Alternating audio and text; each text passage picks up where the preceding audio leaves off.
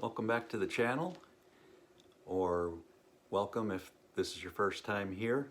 In the last video I spoke about using a bead blaster for the project we were doing with the Colt 1911 pistol frame, and I use that bead blaster for everything. I mentioned that for restoring old farm tools, antiques, and I'll give you some pictures of those that I've done, some of the before pictures and after pictures.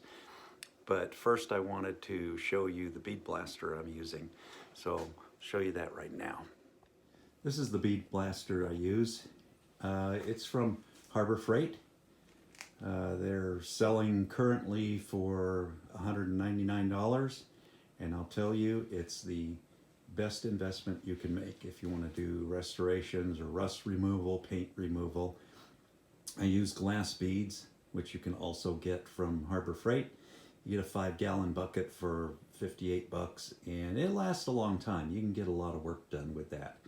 So just to show you what the bead blast cabinet looks like, you have a door here on the side.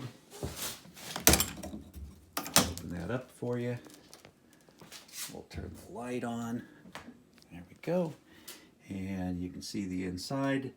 There's your blowgun that comes with about 4 or 5 other tips, different sizes. I use the smallest one because most of the work I do is pretty fine, but I'll change it out. And of course you got your gloves in there, you got your grate, you got your bead media, blast media down there. Down here in the bottom is how you empty it. There's a little trap door down there. One of the best pieces of equipment you can get. If you're using it inside a shop area, I'd highly recommend rigging up something like I've done here. There's a vent back here that allows the very fine particles that start floating around to be evacuated, and I made a little catch basin there so stuff's not getting all over the floor. And there you can see here's the extra nozzles that you get with it. Very useful. Got a light inside. Highly recommend it if you're doing any of that kind of work that requires bead blasting. It puts on a nice finish, especially on firearms. Also, be sure and get yourself a little dryer, an air dryer. These are about 28 bucks. You can get them on Amazon, or you can also get that at Harbor Freight.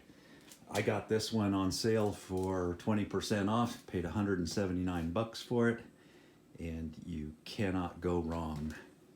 Now, one thing about these cabinets, they're not hard to put together if you're mechanically inclined. The directions are very good. You are going to need to do some caulking. You will find little spots that leak, and those are all over. You'll see them.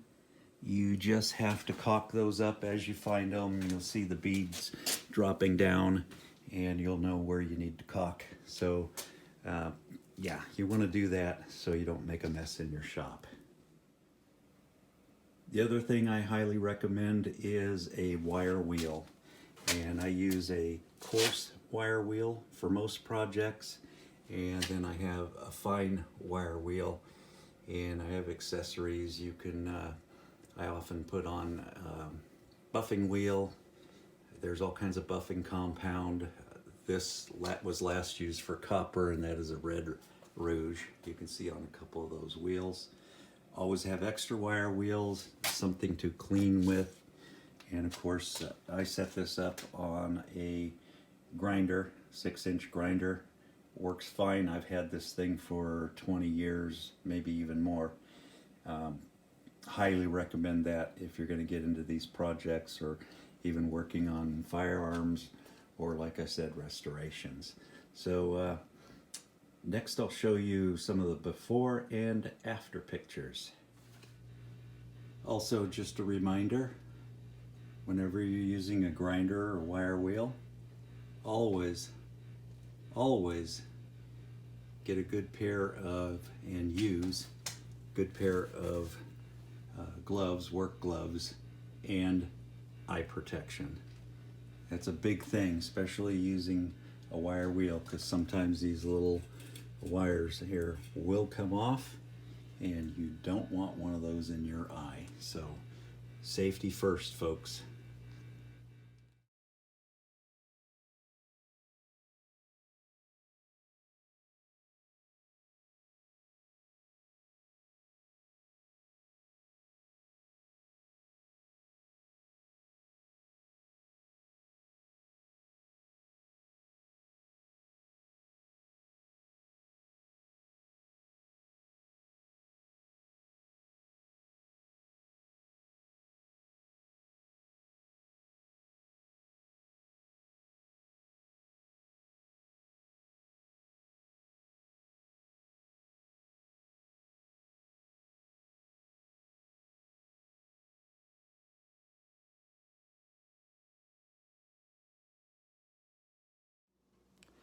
So that's the video I have for you today, folks. If you liked it, please give it a thumbs up.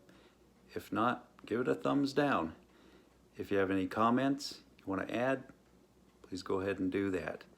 So for now, we'll end the video. Yeah, life is good here in Idaho. Live free or die, folks.